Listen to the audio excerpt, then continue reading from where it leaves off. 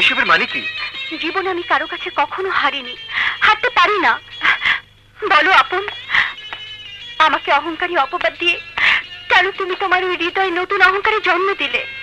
বাস্তব সত্য কোনোদিন অহংকার হতে পারে না মিশ্রুনা। তাহলে আমার ওই গিফট কেন তুমি ঘৃণা করে গ্রহণ করলে না? কারণ আমি আপনার এই গিফটের অযোগ্য।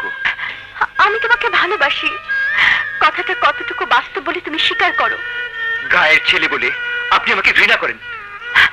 আপন, ঘৃণা থেকে ভালোবাসার জন্ম হয়। মিথ্যে কথা। আমি তোমাকে ভালোবাসি, আমি তোমাকে ভালোবাসি, আমি তোমাকে ভালোবাসি। বিশ্বাস করি না, আমি বিশ্বাস করি না। এই আকাশ বাতাস সবকিছুকে সাক্ষী রেখে বলছি আমি তোমাকে ভালোবাসি, আমি তোমাকে ভালোবাসি আপন। বুঝলাম আপনি আমাকে ভালোবাসেন, কিন্তু আপনি যা চাইবেন তাই আমাকে মেনে নিতে হবে। এ আপনি কি করে ভাববেন? আপন, তোমার কিসের এত অহংকার? অহংকার নয় মিশ্রুনা, আসলে আমি আপনার ড্যাডির চোখে অপরাধী হতে চাই না। বিশ্বাস করুন, আমি ভালোবাসার জন্য এই শহরে আসিনি। জীবনের প্রয়োজনে ঢাকা এসে আপনার ড্যাডির সহযোগিতায় একটা চাকরি পেয়েছি। প্লিজ প্লিজ আপনি আমার এমএ পড়ার স্বপ্নটাকে ধূলিসাৎ করে দেবেন না, প্লিজ। আমি আসি। তাই যদি ভেবে থাকো তাহলে এই শাড়ির আঁচল নিয়ে চলে যাও আপন, চলে যাও।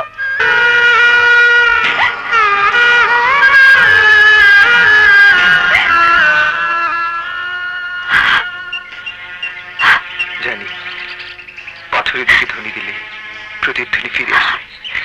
আমি তো পাথর নই, মানুষ।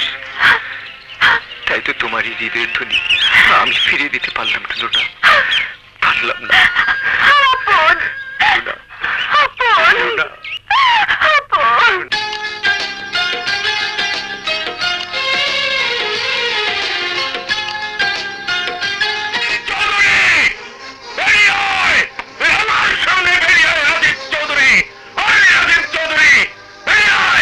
নাসির খান, এটা ভদ্রলোকের বাড়ি। আরে ভদ্রলোক?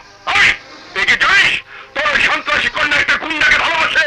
মুখে লাগাম দিয়ে কথা বল নাসির খান, মুখে লাগাম দে, লাগাম দে মুখে। বন্দুক নামিয়ে কথা বল রাজীব চৌধুরী। আমিও তো ইচ্ছে করলে আমার এই পিস্তলটা তো ছেনা বরাবর টার্গেট করতে পারি।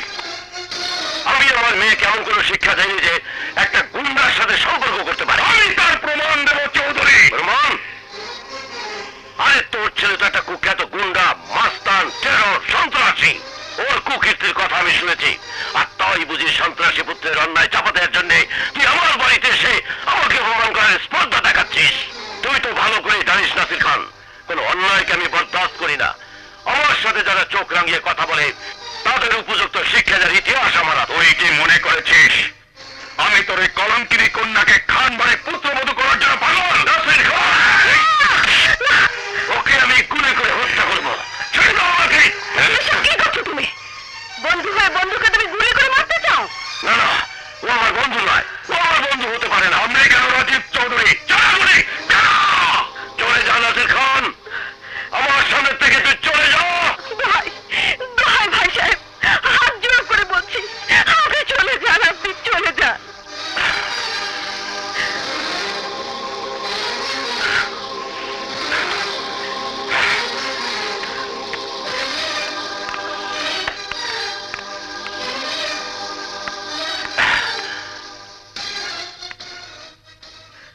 দাঁড়াও, আমি কি জানতে পারি কোন গুন্ডা মাস্তানের সাথে তুমি সম্পর্ক করে তুলেছ? যে গুন্ডা তোমার বন্ধুর সন্ত্রাসী ছেলের হাত থেকে একদিন আমার ইজ্জত বাঁচিয়েছিল, যে গুন্ডাকে তুমি চৌধুরী গ্রুপে চাকরি দিয়েছ, যে গুন্ডা আজও সন্ত্রাসী টনির নগ্ন হামলা থেকে আমার জীবন বাঁচিয়েছে। What? তুমি কি আপনের কথা বলছো? হ্যাঁ ড্যাডি, আপন প্রতিবাদী ছেলে বলে ওদের দৃষ্টিতে গুন্ডা মাস্তান, কিন্তু আমাদের আপন একজন প্রকৃত মানুষ, সত্যি প্রকৃত মানুষ। আমার প্রশ্ন কিন্তু এখনো শেষ হয়নি রুনা। আর কি প্রশ্ন তুমি করতে চাও ড্যাডি? ওই আপনের সাথে তোমার কিসের সম্পর্ক? আপনকে আমি ভালোবাসি ড্যাডি, আমি সিদ্ধান্ত নিয়েছি আপনকে আমার জীবন সাথী করব। ও, আপন আপন আপন। ওই আপনের মুখোমুখি আমাকে হতেই হবে।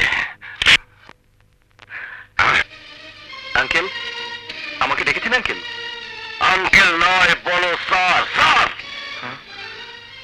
সরি স্যার, আপনি আমাকে ডেকেছেন?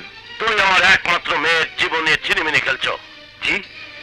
আমার ধন দৌলত শান শৌকত আভিজাত্য সবকিছু তুমি দখল করার জন্য আমার একমাত্র কন্যার দিকে হাত বাড়িয়েছো। এই অভিযোগটা আমাকে না করে একটু ঘুরিয়ে রুনাকে বললে উত্তরটা আপনি পেয়ে যেতেন। আমি সরাসরি তোমার কাছে জানতে চাই, তুমি রুনাকে ভালোবাসো? চুপ করে থেকো না আপন, আমার কথার জবাব দাও। আঙ্কেল, না মানে স্যার, আজ আমাকে স্পষ্ট করে বলতে হবে, তুমি কি রুনাকে ভালোবাসো? রুনাকে আমি সত্যি ভালোবাসি। ও মাই গড, এই সহজ উত্তরটা দিতে তোমার এত দেরি হলো কেন আপন? I proud of you my son. তুমি আমাকে নিশ্চিন্ত করলে, তুমি আমাকে সত্যি বাঁচিয়ে দিলে। স্যার, নো স্যার, তুমি আমার আপন। আজ থেকে তুমি আমার সবচেয়ে আপন। চলো, রেস্ট হাউস ছেড়ে দিয়ে আজই তুমি আমার বাড়ির গেস্ট রুমে উঠবে। ওকে? আসি। Good luck.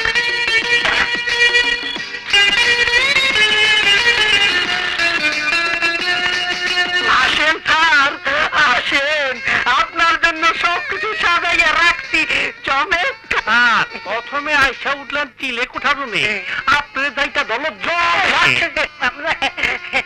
চাকরি পাইয়া চইলা গেলেন রেস্ট হাউসে, এখন আবার ফিরে আসলেন দুলার সাজে। স্যার, আমরা কিন্তু বকশিস চাই। কেন? স্যার, আপনি ছাত্রী হয়ে দুলা ভাই, তাই আমরা বকশিস চাই।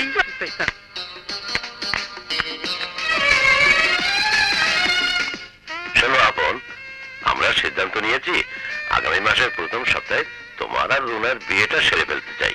কিন্তু কিন্তু কেন বাবা? তোমার আঙ্কেলের বন্ধু যেভাবে বাড়িতে এসে অপমান আর হুমকি দিয়ে গেছে, তাতে তোমাদের দুজনের মঙ্গলের জন্য এই বিয়েটা তাড়াতাড়ি হয়ে যাওয়াই ভালো।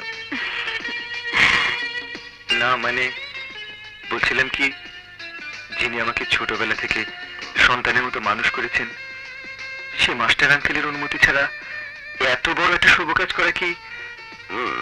তুমি ঠিক বলেছ আপন। রশিদ মাস্টারকে না জানিয়ে কিছু করলে উনি হয়তো মনে কষ্ট পাবেন। তুমি বরং তাকে সব খুলে বলো এবং সাথে নিয়ে এসো। আমার বিশ্বাস উনি শুনে খুশি হবেন। হ্যাঁ, দেরি না করে তুমি কাল সকালেই সুবর্ণপুর গ্রামে চলে যাও আপন। ঠিক আছে, আমি কাল সকালেই সুবর্ণপুর রওনা হয়ে যাব। আচ্ছা, আসি।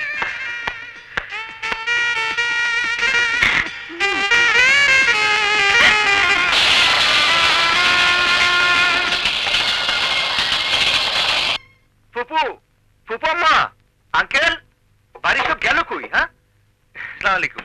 ওয়ালাইকুম সালাম। বাইসাব থাক বাবা। কেমন আছো ফুপু? এতদিন পর আমগো কথা মনে পড়লো আপন। আচ্ছা, বাড়িতে কোনো সারা শব্দ নেই?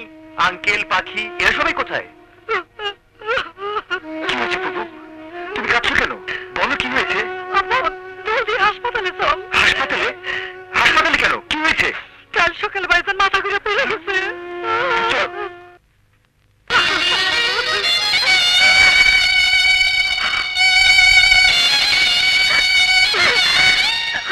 এই পাখি, পাখি কোথায় যাচ্ছিস তুই? আঙ্কেলের কি হয়েছে স্যার? স্ট্রোক করেছে। হ্যাঁ? তুমি বসো, আমি ডাকছি। রশিদ সাহেব, রশিদ সাহেব। আপন, আমার পাশে এসে বস। আপনি বেশি কথা বলবেন না, ডাক্তার নিষেধ করেছে।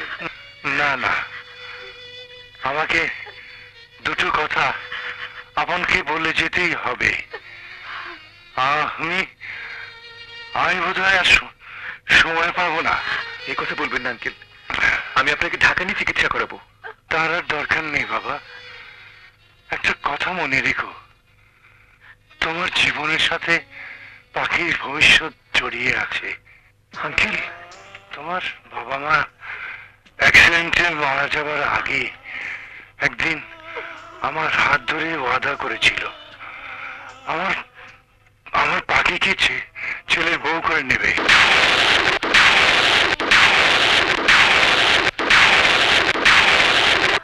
আমিও কথা দিয়েছিলাম আপন, তোমাকে মানুষ করে পাখিকে তোমার হাতে তুলে দেব। আজ আজ তুমি আমার হাত ধরে কথা দাও আপন, আমার আমার পাখিকে তুমি জীবন সাথী করে নেবে। আপন, চুপ করে আছো কেন? কথা দাও, কথা দাও বাবা, চুপ করে থেকো না আপন, কথা দাও, কথা দাও বাবা, কথা দাও, আমাকে কথা দাও। আপন, কথা দিলাম আঙ্কেল, কথা দিলাম, আমি কথা দিলাম আঙ্কেল, কথা দিলাম।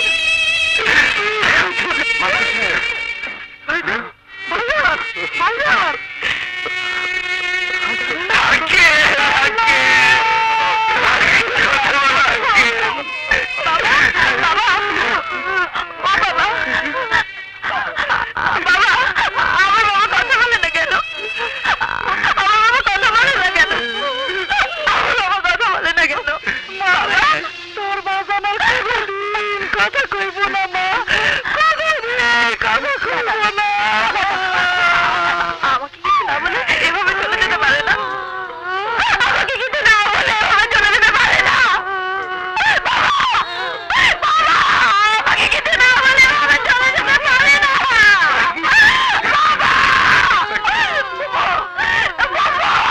আমাকে কিছু না বলে এভাবে চলে যেতে পারে না।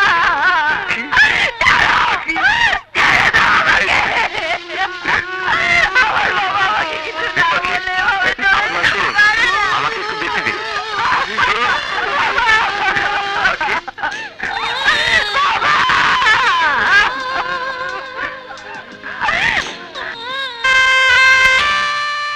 ভাইজান এইভাবে চলে যাইব ভাবতেও পারিনি আপন। তুই শহরে চলে গেলে পাখির কি হইব? পাখিকে আমি শহরে নিয়ে যাবো ফুপু। পাখি তোর লগে শহরে যাইব কিনা কেটা জানে? পাখি সব সময় পাখির খাঁচা ধরে কাঁদতে থাকে। আমি বুঝতে পারছি না পাখি কেন আমার সঙ্গে কথা বলছে না। কইব কেমনে? তুই ওর একটা চিঠিও রাখিস নেই, তাই ও তোর উপর অভিমান করেছে। তার উপর ভাবতেও লাগে না।